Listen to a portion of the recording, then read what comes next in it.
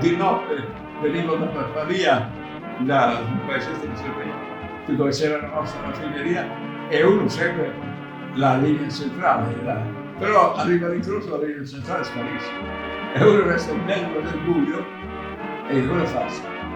Se vado avanti posso finire il canale, se resto qua mi arrivo nel posto per la bici e mi sono arrivato dai momenti proprio tragici.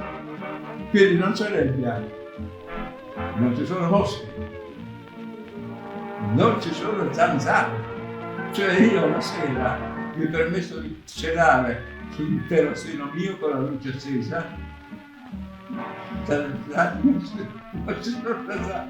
Oh, quando piove una volta ogni 10 anni è la festa.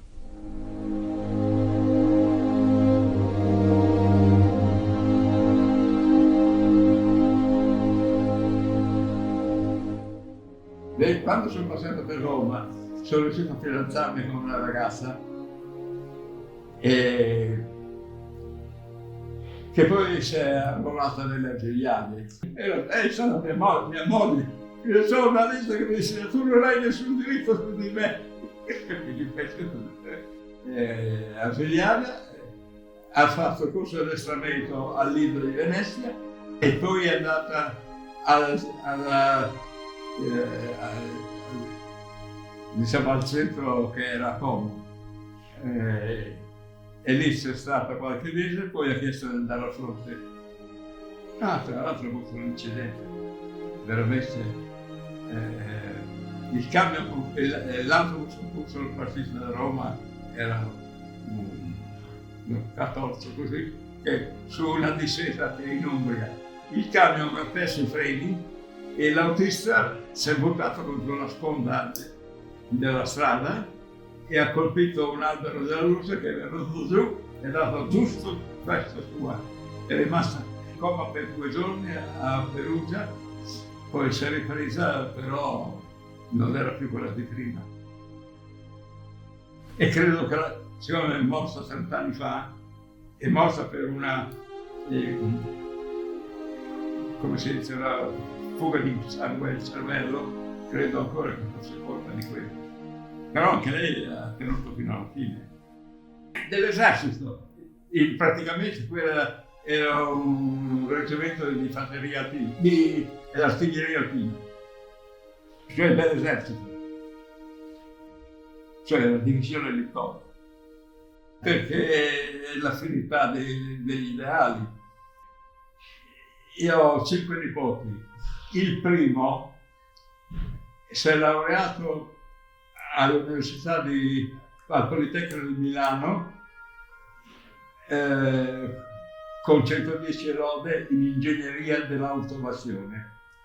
Quando si è laureato si è guardato intorno a qualcosa. Le si è offerte i piedi dell'ordine del 700-800 euro al mese. Mi ha dato a scaricare tutti, è andato negli Stati Uniti, all'Università di Berkeley in California,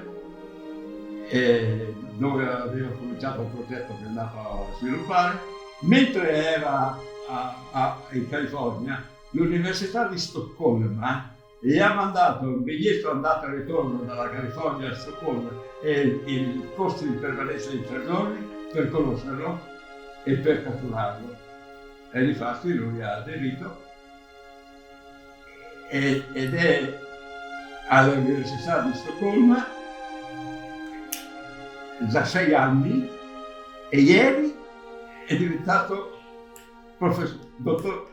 dottore ufficiale, dottore philosophical doctor, cioè è professore ufficiale dell'Università di Stoccolma.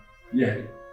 La sorella, che è laureata in ingegneria anche lei, 110 lode anche lei, ingegneria dell'ambiente, e poi, non trovando niente, voleva andare a lavorare all'ENI. Per lavorare all'ENI ha dovuto fare un corso, un master di 1 anno all'Università di Torino, e che erano 40 giovani, 31 ingegneri e 9 geologi, con esami uno dietro l'altro, ed è arrivata la prima classificata di un gruppo di 40 giovani che io ho visto quando erano veramente giovani, bei giovani proprio si vedeva, e adesso lavora da più di un anno a lei. Io non ho mai nascosto delle sofferenze della decima, ma c'era chi si dava da fare per pubblicizzare, per cui io, direttore del stabilimento di Gela, non potevo diventarmi. Avevo subito dei bombardamenti a Bologna terrificanti. No, come stava? Non abbiamo neanche un aereo. Un'azione antipartigiani a nord di Vittorio Veneto, non mi ricordo il paese. E avevamo circondato il paese alle 3 di notte. È arrivato uno in bicicletta con delle bottiglie di grappa. E io gli dico, guarda, io te ne pago una ed è meglio che la dai me perché vai avanti se lo fregano. Ho riempito la posaccia da alpino, che sono 2 litri di grappa. E con l'andare della notte cominciavo a succhiare grappa pura. Giunto a metà, qualche imbecille, ma se un sistema rifatto in pieno con latte e zucchero e agitato, e io ho continuato a bere, non capisco perché veramente durante la guerra ci sono dei stati d'animo che non si riescono a capire.